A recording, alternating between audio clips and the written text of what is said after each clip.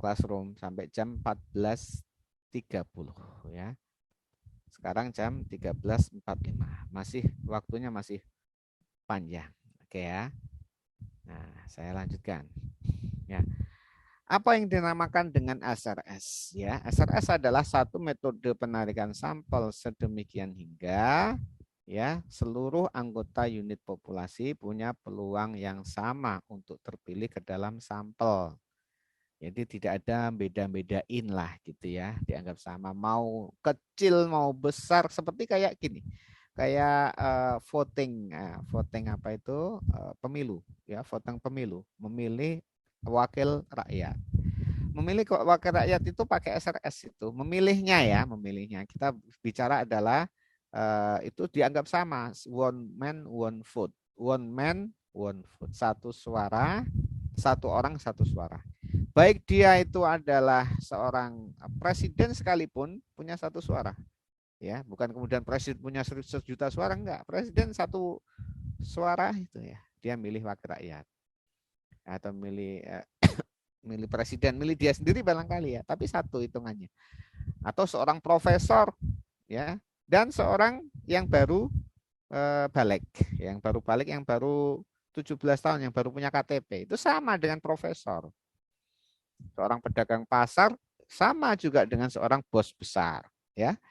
Ya, bahkan seorang yang dianggap sampah masyarakat, misalnya dia datang ke TPS punya hak suara, dia juga milih. Sampah itu apa maksudnya? Ya dianggap masyarakat itu sampah itu sesuatu yang tidak berguna ya gitu ya. Misalnya ini kan sampai ekstrimnya seperti itu. Itu sama dengan seorang profesor tadi yang karyanya banyak. Kan itu sebenarnya kan tidak adil ya. Profesor kok disamakan dengan misalnya orang yang baru SMA kan gitu ya. Secara nalar, secara apapun kan beda. Tetapi karena sistemnya seperti itu, menggunakan sistem PSAS, menggunakan sistem apa? Sederhana. Jadi semua diboboti sama. Nah, itu adalah contoh PSAS. Ya, tapi kalau nanti makanya dikembangkan metode penarikan sampel yang selain PSAS yang diboboti. Enggak, kalau gede ya dikasih tambah bobotnya. Kalau ukurannya besar ditambah bobotnya, begitu. Banyak nanti akan berkembang metode penarikan sampel. Tapi kalau yang paling sederhana adalah menggunakan PSAS ini, penarikan sampel acak sederhana. Jadi tadi metode pemilihan sampel, metode memilih sampel sedemikian hingga setiap unit populasi punya peluang sama untuk terpilih ke dalam sampel. Ya, gitu. Keuntungannya adalah sederhana ya, dari sisi pengambilan sampelnya dan dari sisi estimasi parameternya. Estimasi parameter itu apa? Pendugaan parameter. Dari data sampel kita ingin menduga parameter. Parameter itu apa? Parameter adalah karakteristik populasi ya. Jadi populasinya karakteristik populasi ingin diduga dengan data yang kita punya, data sampel ini. Ya, nah itu teknik estimasi yang paling sederhana adalah menggunakan SRS. Tapi di balik kesederhanaannya terdapat beberapa kelemahan. Yang pertama adalah bahwa dia hanya cocok untuk populasi yang relatif homogen. Ya, nah, kalau tidak homogen maka tidak pas menggunakan PSAS ya, homogen. Jadi yang sama ya, sama. Ya, itu tadi. Ya, kalau pemilih wakil rakyat itu sama homogen semua, misalnya mahasiswa memilih BEM, memilih apa itu senat, ketua senat, itu sama mahasiswa ya dianggap relatif homogen kan gitu ya, kan gitu. Tingkat 1, tingkat 2, tingkat 3, tingkat 4 itu bedanya adalah beda Pak, tingkat 4 beda dengan tingkat 1. Nah, dalam memilih wakil senat tentunya sama ya. Kemudian hanya cocok untuk cakupan survei yang tidak terlalu luas karena membutuhkan kerangka sampel sampai elemen. Ya, kalau itu sampelnya itu skala luas berarti akan mendapatkan kerangka sampel yang besar ya. Misalnya adalah rumah tangga. rumah tangga di skopnya adalah desa. Tentu lebih mudah mengumpulkan daftar sampel dan daftar kerangka sampel di level skupnya kelurahan dan dibandingkan kecamatan. Lebih berat lagi adalah dibandingkan dengan kabupaten kota, provinsi sampai nasional, ya. Gitu. Itu juga ada kelemahannya. Tapi kalau menggunakan klaster kan tidak perlu sampai unit elemen. Klaster itu kelompok. Jadi cukup menyediakan misalnya kelompok apa namanya? Dianggap kelurahan itu adalah satu kelompok. Jadi milik kelurahan. Memilih kelurahan itu lebih mudah dibandingkan memilih orang, gitu. Ya, memilih rumah tangga itu lebih sulit. Kemudian biaya juga akan tinggi. Ya, biaya juga akan tinggi ketika dihadapkan pada skup yang luas dan populasinya besar. Tingginya di mana? Dari sisi membangun kerangka sampel dan dari sisi Dari sisi mendapati responden. Ya. Nah, kemudian ada dua tipe penarikan sampel secara SRS. Yang pertama adalah menggunakan with replacement. Ya. Yang kedua adalah without replacement. With replacement artinya adalah sampel yang terpilih dikembalikan lagi ya untuk memilih sampel berikutnya. Jadi sebelum memilih sampel berikutnya, sampelnya dikembalikan lagi. Maka ini akan utuh bahwa n-nya dari memilih dari sebanyak n ini masih utuh karena dikembalikan lagi. Ya, kita memilih n kecil ya dari n besar ini nanti diambil satu, balikkan lagi. Diambil dua, dikembalikan lagi sampai n ya. Dikembalikan lagi. Itu adalah with replacement. Kalau without replacement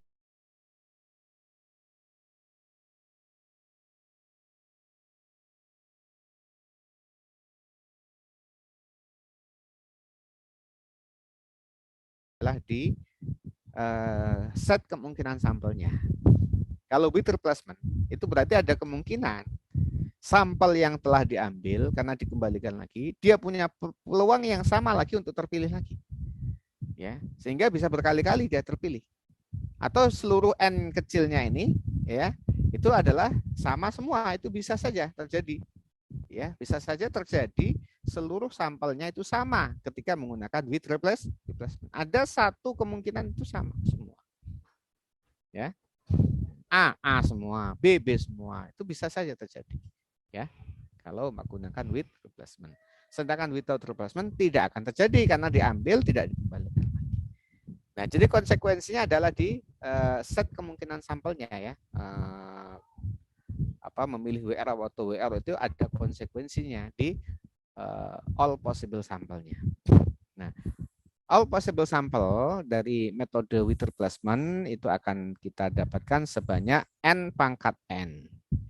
Ya, n unit populasi dipangkatkan n unit sampel, ya. Ukuran populasi dipangkatkan ukuran sampelnya. Ya, sedangkan kalau without replacement itu sebanyak n kombinasi n. Tentu n kombinasi n lebih kecil daripada n pangkat n. Ini gambarannya ya. Kalau kita ada 3 unit populasi, dipilih 2 sampel, maka ya akan ada 9 kemungkinan sampel kalau kita menggunakan with replacement. 9 kemungkinan sampel. Apa saja itu? Dari ABC itu bisa AA, AB, AC, BA ya. Karena dikembalikan lagi kan? Ya, jadi kemungkinan sampelnya, set sampelnya ada 9 set. Ada 9 set. Ya, di mana kita prakteknya hanya akan mendata 1 dari 9 itu. Ya, 1 set sampel saja. Maka masing-masing set sampel ini punya peluang 1/9. Ya, punya peluang 1/9 untuk terpilih.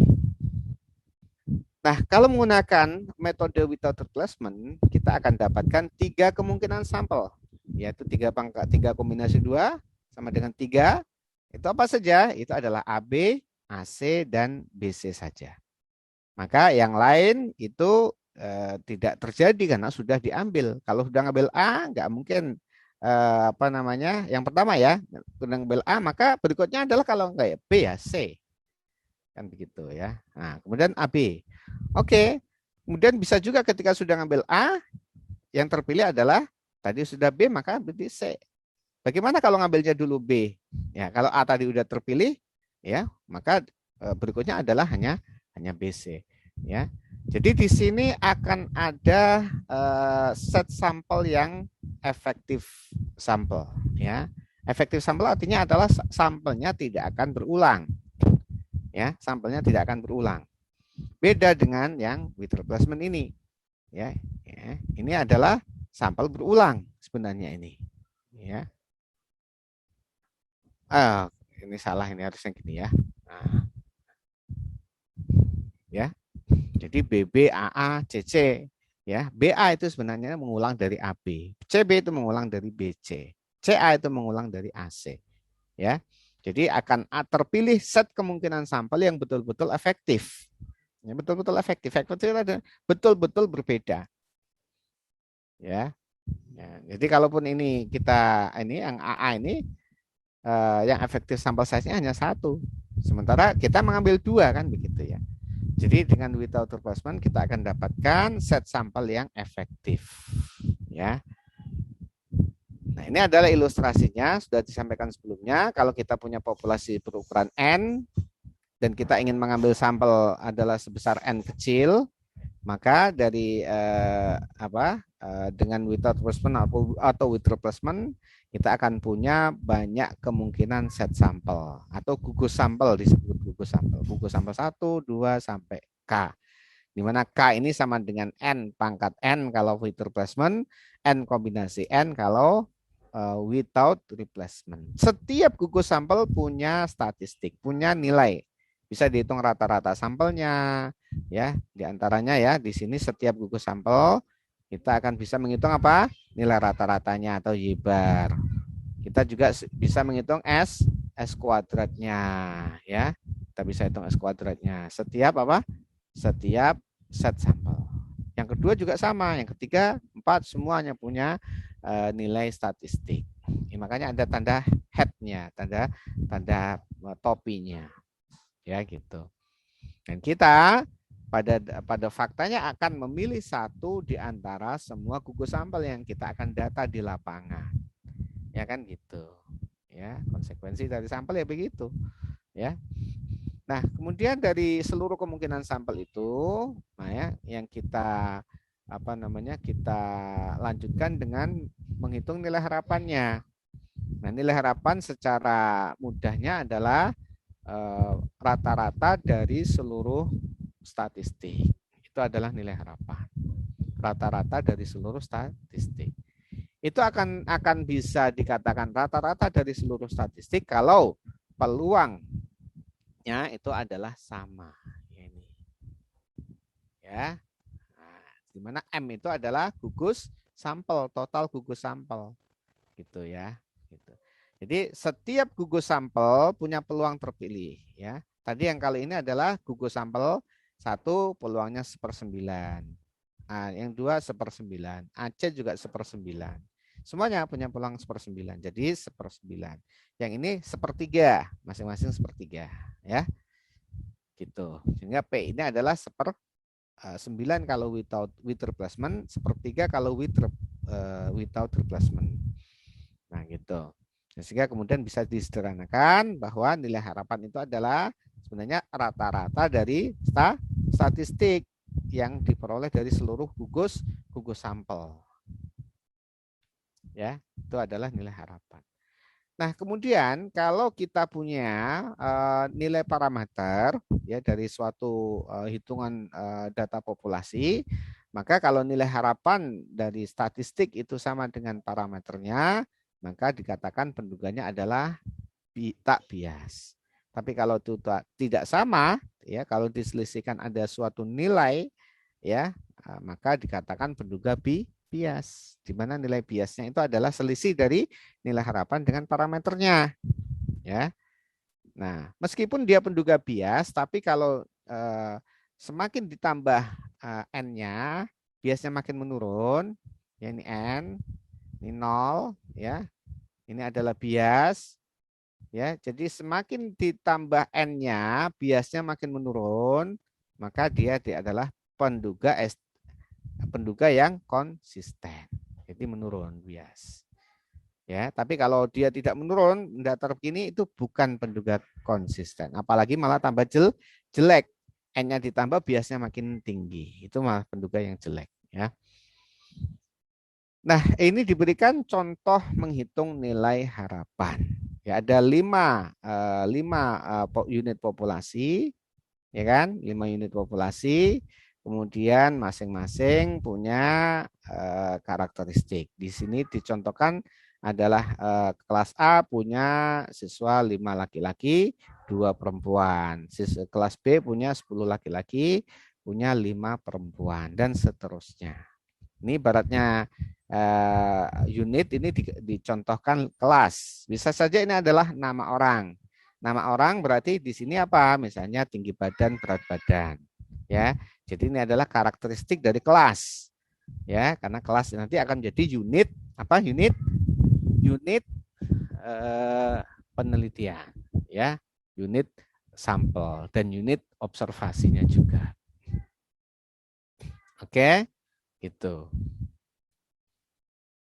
Nah, kalau dari 5, kemudian kita ingin mengambil 2 sampel dengan cara without replacement, maka akan punya 10 kemungkinan sampel. Tapi kalau menggunakan with replacement, kita akan punya 25 kemungkinan sampel. Nah, kalau di daftar seperti ini, ya nantinya ya. Nah, seperti ini ya, all possible sampelnya. Ya. Nah, karena kita punya data populasi, maka kita bisa menghitung parameter. Jadi parameter itu akan didapatkan kalau kita punya data populasi. Anggap tadi 5 itu adalah data populasinya. Ya, sehingga kita bisa menghitung parameternya. Baik parameter yang siswa laki-laki maupun siswa perempuan. Ya. Nah, apa saja parameter yang bisa dihitung? Di antaranya parameter total. Ya, bisa dihitung parameter total. Kemudian ada parameter rata-rata paling tidak ya, bisa dihitung. Ada juga parameter rasio. Ya. Ini adalah parameter-parameter yang dihitung dari data populasi. Jadi kalau dari total maka total laki-lakinya 45, total perempuannya 16. Rata-rata laki-laki ada 9. Jadi setiap kelas itu punya rata-rata 9 siswa laki-laki atau ada 9 siswa laki-laki di setiap kelas. Kemudian kalau perempuan adalah rata-ratanya 3,2 ya, rata-rata jumlah mahasiswa perempuan itu rata-ratanya adalah 3,2 atau 3 ya, 3 siswi. Nah, kalau dihitung rasio, maka rasio itu bisa 45 dibagi 16 atau 9 dibagi 3,2. Ketemunya adalah 2,812. Ini rasio. Artinya adalah setiap 1 orang perempuan di setiap kelas itu ada 3 laki-lakinya, gitu ya. Jadi rata-ratanya begitu. Jadi dari 1 perempuan rata-ratanya ada 3 laki-laki. Iya ya, 3 laki-laki ya. Nah, kemudian dari all possible sample kita bisa menghitung, ini kan berarti ini adalah set sampel pertama, set sampel kedua sampai set sampel ke-10. Di mana set sampel kita bisa daftarkan ya tadi nilainya 5, 10, 5 laki-laki di kelas A, 10 laki-laki di kelas B. Kemudian di sini 2 perempuan di kelas A dan 5 perempuan di kelas B. Berlaku untuk semuanya. Dan di sini kita cari rata-ratanya. Ya, di sini kita cari rata-ratanya dan kita dapatkan juga rasionya sekaligus. Ya, ini adalah untuk setiap set sampel. Nah, pada dasarnya tadi survei kita itu hanya mendapatkan 1 dari seluruh kemungkinan sampel, 1 dari 10 kalau dalam hal ini bisa nomor 1, bisa nomor 4. Nah, misalnya kalau sampel kita itu terpilih yang nomor 5 misalnya, ya. Terpilih yang nomor 5, maka kita akan dapatkan di sini nilai rata-ratanya adalah 12,5 untuk laki-laki dan perempuan adalah 4. Kan gitu. Jadi tentu berbeda dari parameternya. Yang dinamakan error sampling adalah selisih antara nilai statistik dengan parameternya ya. Jadi itu namanya error ya. Itu ya. Nah, misalnya kalau itu dengan apa? Ya. Dengan parameter rata-ratanya ini 9 ya. 9 untuk laki-laki, 3,2 untuk perempuan. Ya. Maka kalau dalam hal ini 9 dikurangi 7,2 5 atau 7,5 dikurangi 9 atau minus 1,5. Di situ adalah error sampling. Masing-masing punya error sampling di setiap gugus sampel punya error sampling atau sampling error. Itu namanya sampling error. Dan itu fluktuatif, negatif, positif ya. Jadi kalau mau ngurangin berarti 7,5 kurang 9, 10 kurang 9, 5 kurang 9. Jadi ada yang negatif, ada yang positif. Ya. Ya, nanti nilai harapan dari error sampling harus 0. Nah, nanti kalian buktikan itu ya. Nanti kalian coba buktikan nilai harapan dari error sampling atau sampling error itu sama dengan 0 gitu ya. Caranya tadi dikurangkan ya, gitu ya. Nah, nilai harapan itu adalah rata-rata dari statistik. Nah, kalau yang kita hitung di sini adalah statistiknya adalah rata-rata, maka nilai harapan rata-rata adalah rata-rata dari seluruh gugus sampel. Nah, kalau nilai harapan dari total berarti adalah rata-rata dari total seluruh gugus sampel. Gitu. Kalau nilai harapan dari rasio itu adalah rata-rata dari rasio seluruh gugus sampel. Mudah ya. Ya. Ini adalah nilai harapan, ya. Nah, kemudian kita bandingkan dengan parameternya. Ternyata untuk rata-rata itu penduganya adalah penduga tak bias. Kenapa? Nilai harapannya sama dengan parameternya. Sedangkan yang rasio itu penduganya bias. Kenapa? Nilai harapannya tidak sama dengan nilai parameternya. Nggak sama persis. Kali ini kan sama persis ya. Nah, bedanya berapa? Tinggal diselisihkan saja. Nah, beda ini adalah tidak nol. Karena tidak nol maka dia bias. Nah, biasnya sebesar 0,0575. Jadi, bedakan antara bias, nah ini pulpen saya nggak ketemu ya, bias dengan sampling error tadi. Ya, bias dengan sampling error. Kalau bias itu adalah pada seluruh gugus sampel, bicara seluruh gugus sampel itu bias, sedangkan kalau sampling error itu setiap apa? Setiap gugus sampel. Ya, sampling error itu selisih antara ya nilai statistik dan dan parameternya. Ya, itu sampling error. Tapi kalau bias itu diseluruhkan. Jadi selisih antara nilai harapan dengan parameternya beda. Ya, ini kedua istilah ini adalah berbeda. Maka kalau kalian ditanya apa perbedaan bias dan sampling error, jawab bahwa bias itu adalah selisih dari nilai harapan dan parameternya. Sedangkan sampling error adalah selisih dari statistik dengan parameternya, kan gitu ya. Di bias itu adalah nilai harapan selisih dari nilai harapan dan parameternya, ini bias. Sedangkan kalau sampling error itu antara theta head dengan theta yang berlaku untuk setiap gugus sampel ya, itu sampling error. Kalau bias sudah seluruhnya berarti ya. Nah, berikutnya adalah metode pemilihan sampel. Ya, prosedur pemilihan sampel. Di antaranya kita akan temukan di cara-cara lama itu menggunakan metode lotre atau untung-untungan. Ya, siapa yang keluar namanya disitulah menjadi sampel.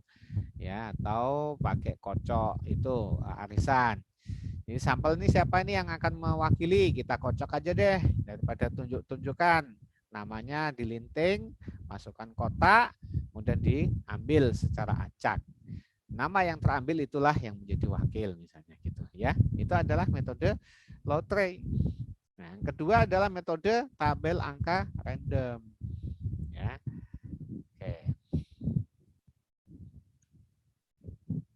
Oke. Tabel angka random yang juga konvensional ini mudah kalau sampelnya sedikit. Tapi kalau sampelnya udah banyak sudah nggak efektif lagi. Maka berikutnya kita akan gunakan yang namanya generate number dari komputer. Ya, berikutnya adalah estimasi. Ya, bagaimana kita mendapatkan pendugaan dari nilai dari data sampel, data survei itu untuk memperkirakan populasinya. Itu adalah dinamakan estimasi. Jadi estimasi adalah proses pendugaan ya parameter populasi menggunakan data sampel, itu namanya estimasi. Ya, nah, gitu ya.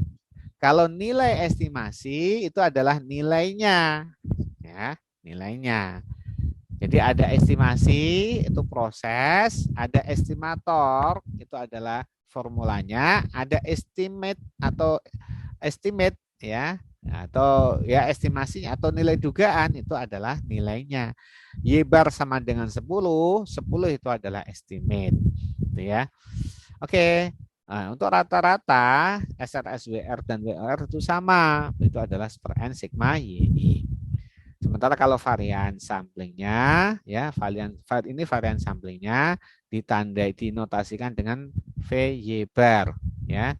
VY bar ini adalah varian sampling, ya. Ini varian sampling, ya. Bedakan antara varian sampling dan varian sampel. Ini varian sampel S kuadrat. Ini juga varian sampel S kuadrat, ya. Gitu. Bedakan. Kalau S kuadrat adalah ini. Ini adalah varian sampel. Ya, sementara kalau VY bar adalah varian sampling.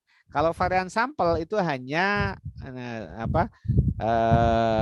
apa namanya fluktuasi dari rata-rata fluktuasi dari data yang dari satu set data, terus itu adalah varian sampel.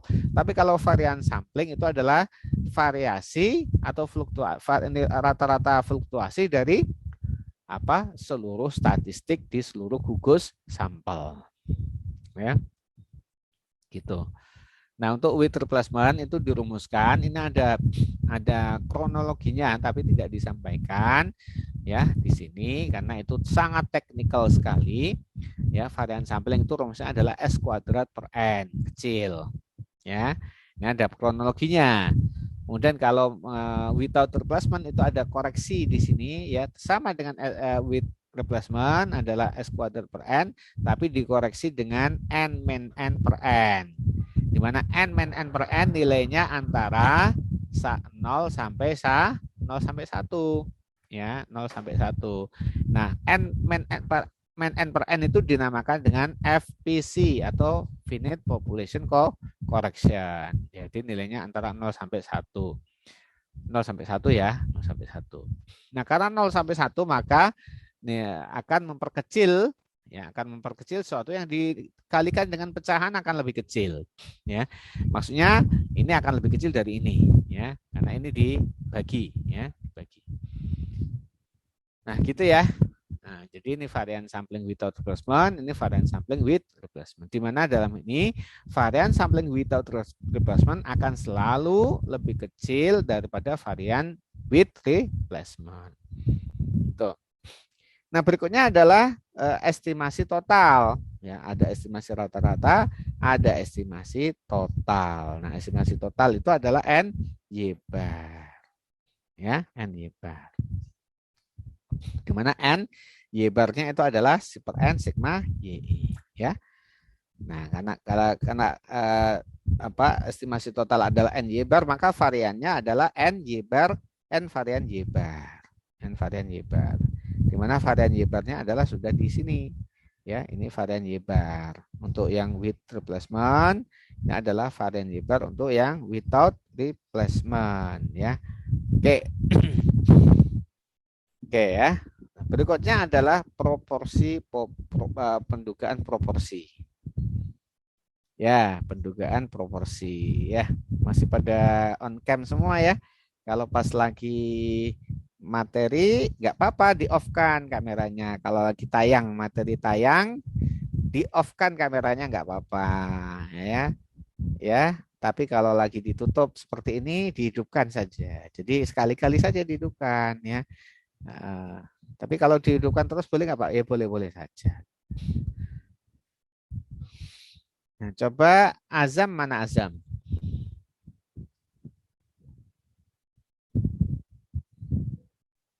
Ya, Pak. Ya, itu Azam. Oh iya, Azam. Udah ada Azam.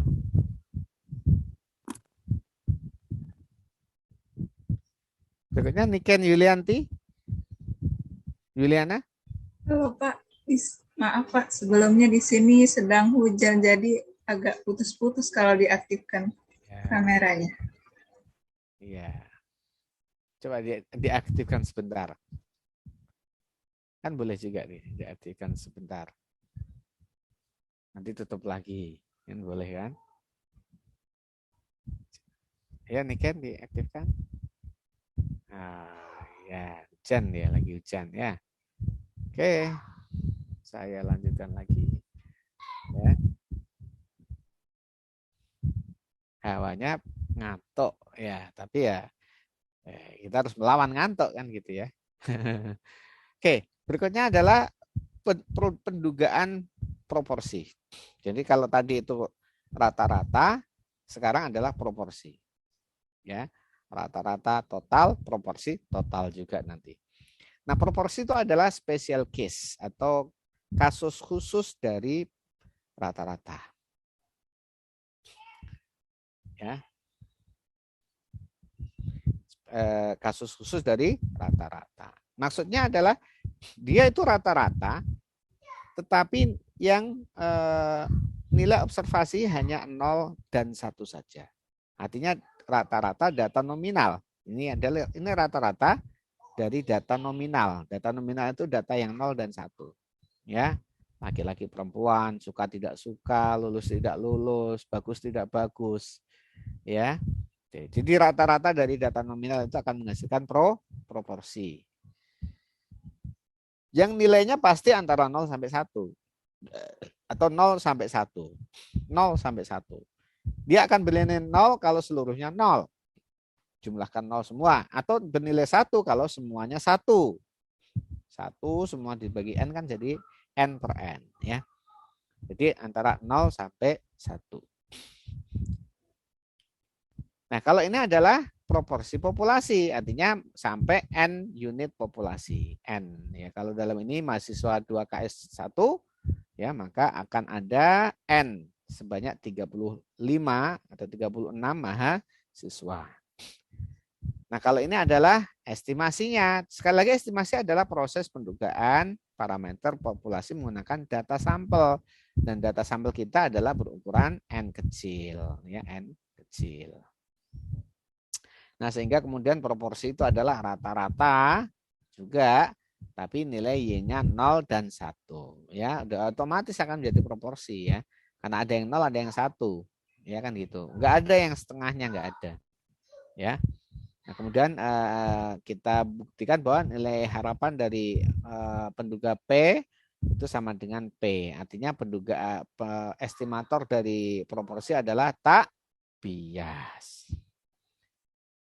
Nah, kemudian kita lanjutkan ke varian populasi dari YI, di mana ini YI nilainya 0 dan 1. Sekali lagi, 0 dan 1, kalau dihitung rata-ratanya akan menjadi proporsi. Ya. Nah, kita kalau menjumlahkan seluruh unit populasi, ya ini akan sama saja menjumlahkan seluruh unit populasi yang bernilai 1. Yang bernilai 0 itu berarti tidak terjumlahkan karena 0. Nah, misalnya kalau yang bernilai 1 semua adalah A, ya, maka nilai proporsi itu adalah sigma YI per N. Sigma YI adalah A dibagi N. Atau A itu sama dengan N kali P. A itu adalah N kali P. Nah, Q itu adalah komplemennya. Kemudian varian, ya, varian populasi itu adalah ini. Ya. Nah, kemudian ini diurai menjadi ini, ya. Y kuadrat min 2Y bar plus Y bar kuadrat itu kalau diurai menjadi ini saja. Ya. Kalian bisa membuktikan itu. Ya, kalian bisa membuktikan ini nanti. Nah, kemudian ya, karena nilai Y adalah 0 dan 1, 0 atau 1, maka sigma Y kuadrat sama dengan A. Ya, karena 1 kuadrat ya 1, 0 kuadrat ya 0, jadi sama saja. Nah, dijumlahkan sama dengan A, di mana A adalah N kali P. Maka nanti ya sigma Y kuadrat akan diganti N kali P dan Y bar kuadrat diganti dengan P kuadrat. Nah, kalau diganti harus seperti ini, NP bisa keluar jadi 1 min P. 1 min P adalah Q, NP-nya tadi keluar. Maka S kuadrat atau ragam dari data populasi di mana nilainya Y-nya adalah 1 dan 0, itu besarnya ragam adalah N per N-1 kali P kali Q. Ya, gitu. Nah, kalau untuk data sampel, maka sebenarnya kita hanya mengganti N dengan N kecil, A dengan A kecil, P dengan P kecil, Y bar P besar dengan P kecil. Jadi kalau tadi di S kuadrat populasi itu adalah N PQ dibagi N-1. Nah, kalau di sampel adalah N PQ dibagi N-1. Oke. Nah, kemudian kita lanjutkan dengan varian proporsi dengan WR. Dengan WR itu adalah S kuadrat per N. Kalau WR adalah N-N per N dikalikan S kuadrat per N. Atau selisihnya pada faktor koreksinya ini atau FPC-nya. Di sini FPC. Finite Population Correction. Ya. Ini. Nah, kita ganti S kuadrat dengan ini. Ini adalah S kuadrat. Ya, kita ganti dengan ini akan menjadi ini. Ini juga sama, S kuadrat kita ganti dengan ini. Ya, akan menjadi dilanjutkan menjadi seperti ini. Jadi ini adalah varian sampling dari penduga proporsi. Kemudian bagaimana estimasi totalnya? Ya, estimasi total ya kalau Y bar, kalau rata-rata itu estimasi totalnya ya estimasi totalnya adalah Y cap ya Y cap Y duga. Y duganya itu adalah N Y bar, N besar ya, N besar, Y bar. Y bar. Nah, kalau proporsi maka A-nya jadi A head. Kalau A-nya tadi enggak A head yang populasi, sekarang penduga proporsi total itu A head. A head itu N kali P sama dengan N kali Y bar.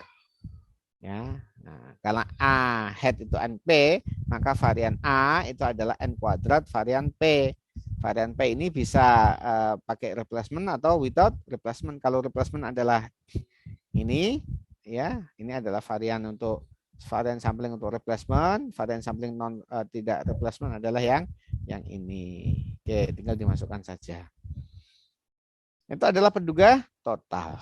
Sehingga dengan demikian ya kita sudah menyelesaikan ya estimasi parameter untuk SRS. Berikutnya itu tadi estimasi titik dan estimasi variannya.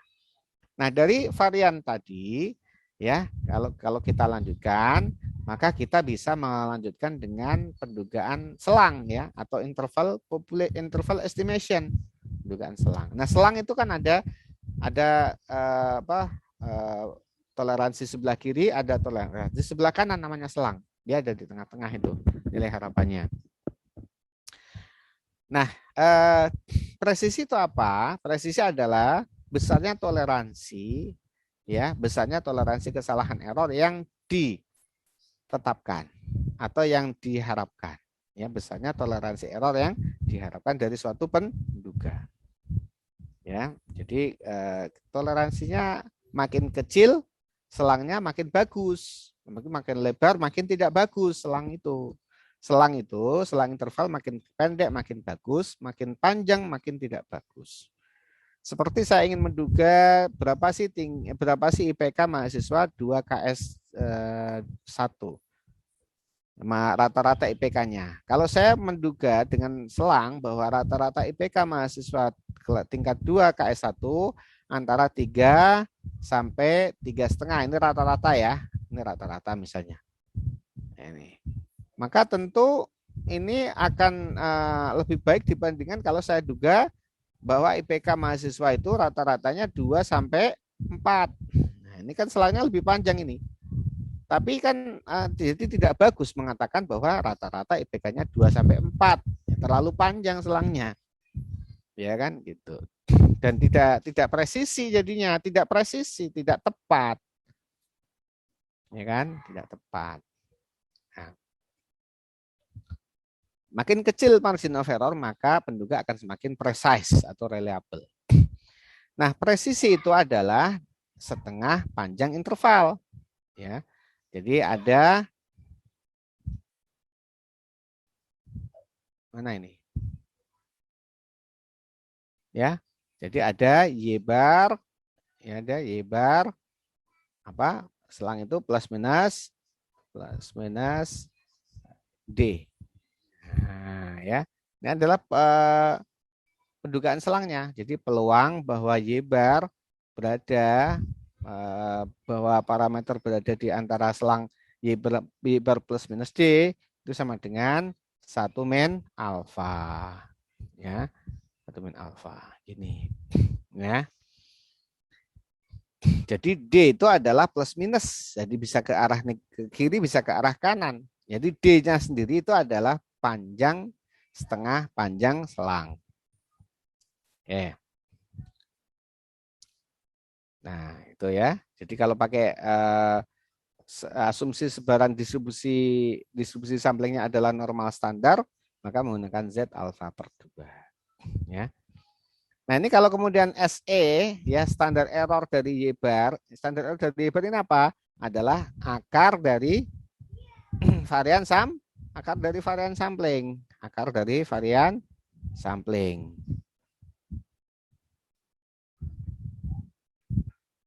Ya, akar dari varian sampling. Nih. Nah, kalau akar varian samplingnya saya kuadratkan, semua saya kuadratkan, jadi D kuadrat sama dengan Z alfa per 2 kuadrat dikalikan varian sampling. Ya.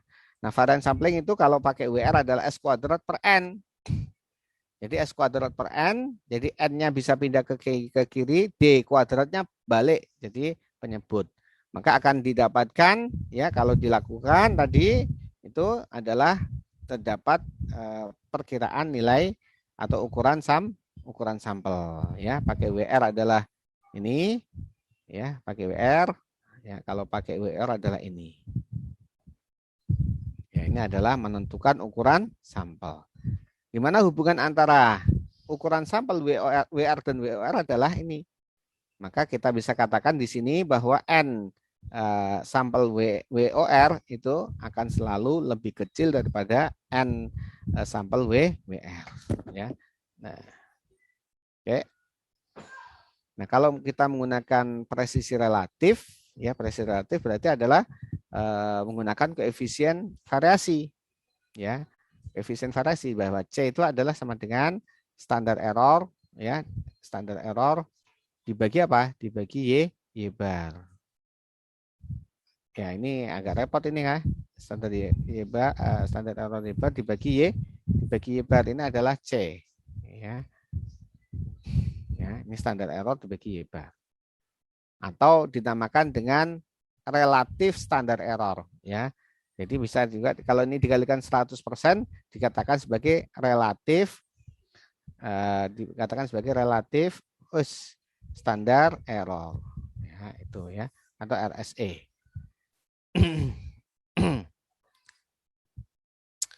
Oke, jadi ini D aksen itu adalah D dibagi Y bar atau presisi relatif. Nah, mahasiswa sekalian, untuk mendapatkan ukuran sampel kita ya harus ketahui S kuadrat. Dari mana kita ketahui? Dari penelitian sebelumnya.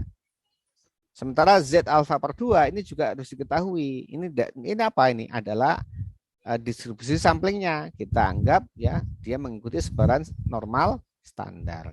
Sementara D ini adalah presisinya yang ditetapkan. Jadi ditetapkan 10%. 10% dari mana? 10% dari estimate. Ya. 10% dari estimate. Tadi kan Y bar plus minus D. Ya, plus minus D. Jadi kalau D-nya itu 10%, berarti 10% dari Y bar. Jadi plus minus 10%. Ya, oke. Jadi ini diketahui, ini ditetapkan, dan ini diketahui, maka N-nya bisa kita dapatkan. Demikian pula yang di bawah. Nah, kalau kita yang dapat informasinya adalah proporsinya, maka kita bisa menggunakan varian populasi, varian apa? Proporsi tadi. Varian proporsi itu apa? N PQ dibagi N-1. Jadi N PQ dibagi N-1. Ya, kemudian N-1 dianggap sama dengan N. Jadi maka bisa dicoret tadi ya. Ini adalah varian samplingnya. ya, difference samplingnya. Ya, ini bisa dianggap sama, n dibagi n-1 dicoret, jadi tinggal PG. Jadi ini adalah gambaran dari variasi menggunakan proporsi. Ya, ini juga sama. Oke. Dan ini juga sama. Ini berlaku baik dia itu dari rata-rata maupun dari presisi relatif maupun dari proporsi. Ya, itu adalah cara menentukan ukuran sampel. Jadi sudah tuntas ya, mulai dari pengertian sampai menentukan ukuran sampel. Oke. Nah, waktunya kita masih berapa menit lagi kita? Sampai 14.30 jatah saya. Saya sudah menghabiskan jatah saya. Ya, jadi jatah saya nggak usah panjang-panjang, 1 jam aja udah capek kalian ya, kalian yang capek, ya kan? 1 jam, oh ditambah setengah jam lagi, aduh capek banget. 1 jam saja. Jadi kalian kalau kuliah sabar 1 jam, sabarin ya 1 jam itu. Itu adalah kewajiban atau saya ditugaskan untuk mengajar, maka 1 jam saya harus ngomong non-stop. Nah setelah itu saya stop, jadi kalian yang ngomong nanti kan diskusi, ya gitu. Jadi saya harapkan keaktifan kelas, ya harus aktif nanti, dikasih waktu juga 1 jam diskusi, saya kalian gitu, ya. Tuh, jangan hanya saya saja, ya kan. Nah, oke, kita masuk ke break session. Nah, jadi sebelum break session kita coba apa? Kita coba saksikan yang berikut ini. Ini untuk bahan renungan kita ya sebagai generasi zaman now ya. Nah, dengar gak kalian ini suara saya? Dengar? Dengar? Dengar, Pak. Dengar, Pak. Sebagai refleksi hidup di zaman now. Oke, kita lihat ya.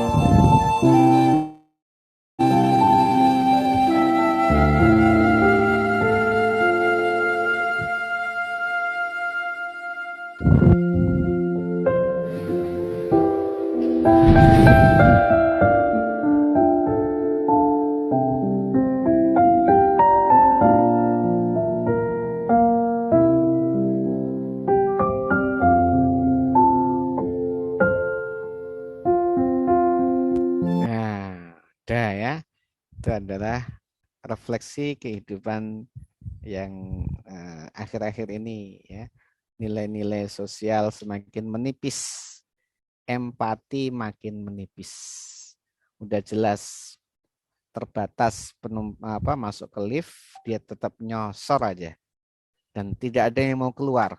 Itu sampai berapa menit itu? 1 menit lebih itu tadi di dalam lift yang tidak bergerak karena kelebihan 1 penumpang. Akhirnya ya itu tadi kejadiannya ya. Mudah-mudahan tidak terjadi pada diri kalian ya, yang kemudian ada yang cuek gitu ya. Jadi cuek itu adalah kurangnya empati. Ya, kurangnya empati. Oke. Ya. Berikutnya adalah break session. Saya akan melemparkan satu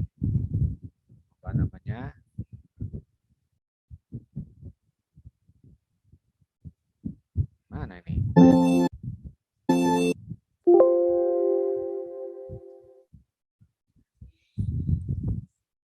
Jadi ini adalah sebagai bahan diskusi di break session, yaitu adalah buatlah lembar kerja di Excel dari data yang tadi ya, 5 unit populasi dengan diambil 2 tadi, buat di Excel atau di R. Ya, silakan kalau mau buat Excel atau di R silakan.